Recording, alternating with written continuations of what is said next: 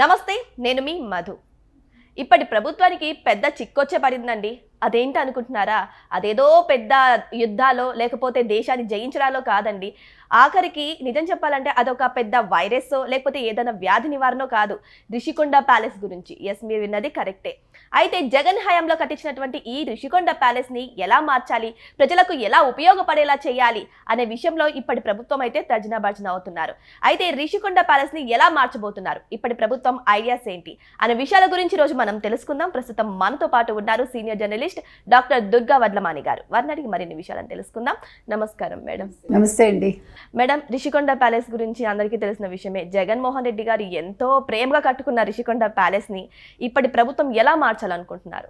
ఏమంటే అది ఏ రకంగా ఉపయోగపడుతుందో ఆలోచించాలని ఇప్పుడు ఆల్మోస్ట్ 18 నెలలుగా తలలు బద్దలు కొట్టుకుంటున్నారు ప్రభుత్వం. చాలామందిని అడిగారు కూడా ఏం చేస్తే బాగుంటుంది, ప్రజల నుంచి కూడా వాళ్ళు నివేదిక కోరారు, ఏదైనా సజెషన్స్ ఇవ్వండి అని. అయితే అది జగన్మోహన్ రెడ్డి చాలా కథలు కబుర్లు చెప్పాడు, కానీ ఈవెన్ మొన్న వచ్చినప్పుడు కూడా చాలా తక్కువ కోట్ చేసి నేను ఇంతే ఖర్చు పెట్టాను, పెద్ద పెద్ద వాళ్ళు వస్తే అంటే ఒక బిల్ క్లింటన్ లేకపోతే రష్యా అధ్యక్షుడు లేకపోతే ఒక ప్రెసిడెంట్ వచ్చినా అక్కడ ఉండడానికి అనువుగా ఉంటుందని కట్టామన్నాడు. కానీ అది యాక్చువల్గా వాళ్ళ కుటుంబం కోసం కట్టుకున్నారు. ఎక్కువ రూమ్స్ కూడా లేవు అందులో. అది ఎటు కాకుండా ఉంది చెప్పాలంటే. డే 1 నుంచి మనం అదే చెప్తున్నాం. సో దీని మీద మంత్రులు వర్చువల్గా చర్చించారు. పయ్యావుల కేశవ్ కావచ్చు, తర్వాత కందుల దుర్గేష్ కావచ్చు, బాలవీరాంజనేయ స్వామి కావచ్చు, ఏం చెయ్యాలి అని 26న దీని మీద మళ్ళీ సమావేశం అవుతారు. ఇప్పటికే మీకు తెలుసు టాటా కంపెనీ కావచ్చు, లేకపోతే లీలా ప్యాలెస్ కావచ్చు, అట్మాస్కోర్ కావచ్చు, ఫెమా సంస్థలు కూడా వాళ్ళు ప్రతిపాదనలు ఇవ్వడం జరిగింది. సో వీటన్నిటి మీద చర్చిస్తారు. అయితే ఇక్కడ విషయాలు ఏంటంటే అసలు దీన్ని ఏం చేయాలి. ఇప్పుడు 2 భవనాలు మాత్రం వాళ్ళు ఆర్ట్ గ్యాలరీకిను సాంస్కృతిక రంగానికి ఉపయోగిస్తామని అన్నారు. మిగిలిన భవనాలు ఇస్తామని 7 భవనాలు 5 భవనాలు కట్టినట్టున్నారు. సో ఆ మిగిలిన భవనాలు అంటే ఇప్పుడు ఏ సంస్థకి ఇస్తారో ఆ సంస్థకి కేటాయిస్తారు ఒకటి. రెండోది ఏంటంటే అక్కడ ఇంకా 9 ఎకరాలు ఏదైతే ఉందో అది సిఆర్జెడ్ కింద ఉంది. సో దానికి బదులుగా మీరు వేరే చోట భూమి ఇస్తారా అని ఈ కంపెనీలు అడిగాయి. సో ఇప్పుడు మళ్ళీ ఎక్స్పాన్షన్కి ఇంకా కొంచెం భవనాలు కట్టాల్సి ఉంటుంది. అంటే పర్యాటక రంగానికి తగ్గట్టుగా ఇప్పుడు వీళ్ళు ఒకవేళ హోటల్స్ నిర్మించాలన్నా ఏం నిర్మించాలన్నా ఎక్కువ రూమ్స్ కావాలి కదా. ఇప్పుడు అది ఏ రకం అంటే సీకి దగ్గరగా కాబట్టి మరి కాటేజెస్ లాగా కడతారా లేదు ఏ రకంగా ప్లాన్ చేస్తారో అనేది చూడాలి. ఇంకొకటి ఏంటంటే మీకు ఎత్తుగా భవనాలు కట్టడానికి కూడా ఉండకపోవచ్చు, చాలా పర్యావరణ అనుమతులు ఉండవు కాబట్టి చాలా అంశాలు దృష్టిలో పెట్టుకోవాలి.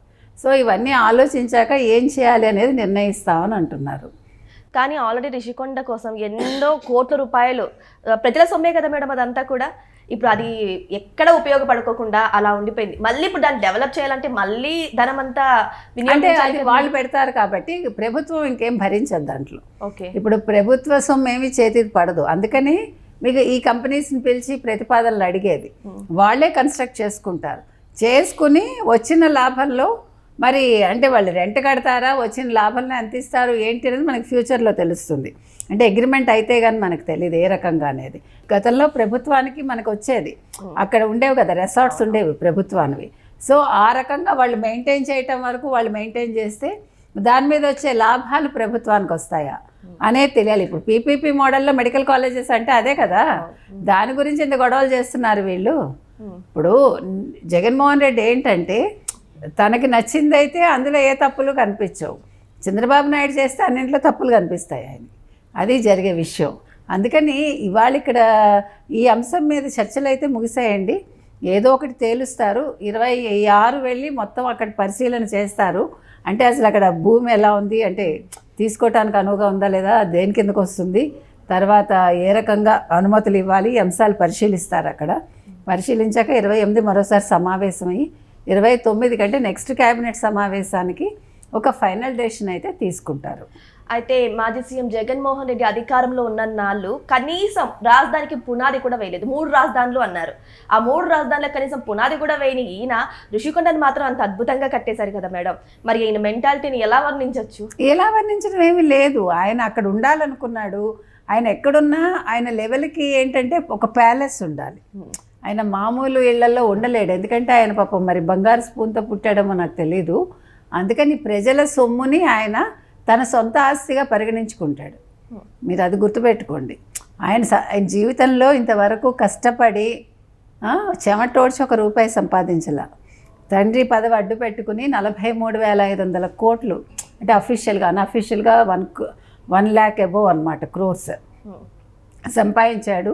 తర్వాత 43,500 కోట్లు సీజ్ అయ్యాయి.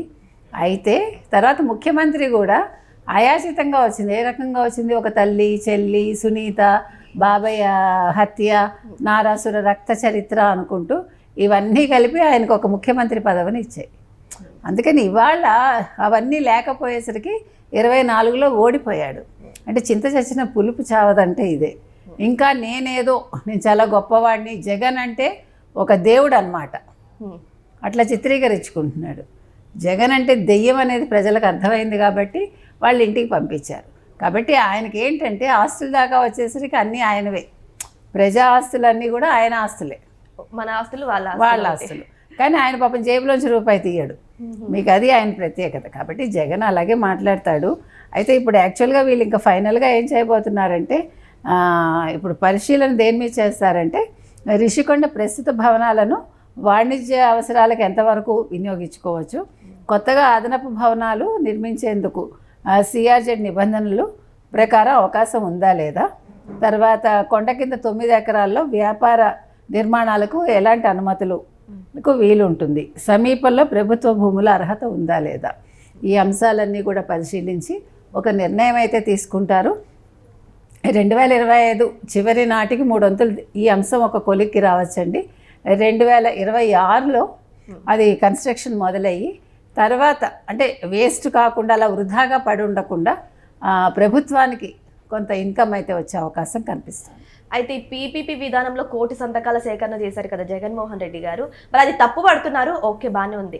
మరి ఈ రిషికొండ విషయంలో కూడా మన ప్రభుత్వం ఇంత తర్జన భర్జన పడుతున్నప్పుడు దీని గురించి కూడా నోరు ఇప్పాలి కదా మేడం. ఇప్పాడు కదా, నేను చాలా గొప్పగా కట్టించాను, మీకు చేత కావట్లేదు, అదే చెప్తున్నాడు కదా. గొప్ప వాళ్ళు వస్తే ఉండడానికి ఫస్ట్ ఏమో జగన్మోహన్ రెడ్డి క్యాంప్ ఆఫీస్ అది.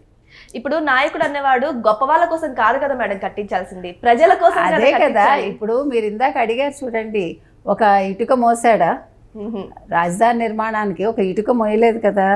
అసలు రాజధాని ఎక్కడ ఉండాలో చెప్పలేదు అసలు. అంటే జగన్మోహన్ రెడ్డి దృష్టి ఏంటంటే అసలు ఆంధ్రప్రదేశ్ అభివృద్ధి చెందకూడదు.